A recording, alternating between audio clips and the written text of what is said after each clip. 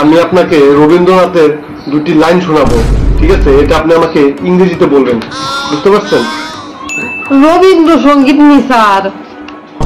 হ্যাঁ পারবেন। হাসানি যদি তারে নাই চিনি গো, সে কি আমায় নিবে চিনে, বলেন।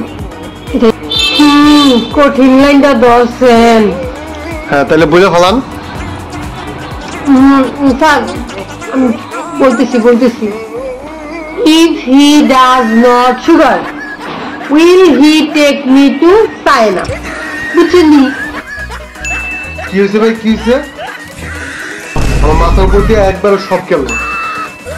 if he does not have sugar will he take to me China? China বুঝছেন স্যার?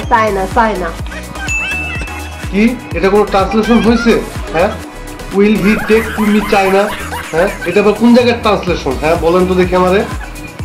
কি লাই স্যার? এটা গুগল ট্রান্সলেশন।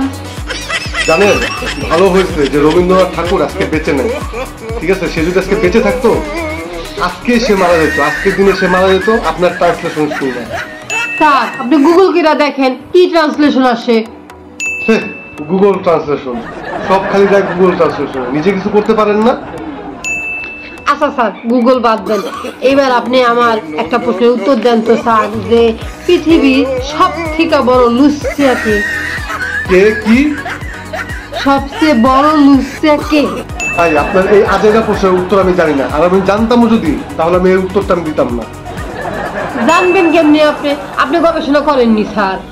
আমি ভুলেই গেছিলাম ভাই, আমি ভুলেই গেছিলাম যে আমার সামনে একটা জলযন্ত্র সায়েন্টিস্ট বসে আছে, ঠিক আছে? আপনি প্রশ্ন করছেন না, আপনি আমাকে উত্তর দেন, আপনি উত্তর দেন, আমি আপনার প্রশ্ন উত্তর দিতে পারবো না। পৃথিবীর সবচেয়ে বড় লুচ্চা হয়েছে আলু। কে? কি বলেন এগুলা? আলু আবার কেন লুচ্চা হয়?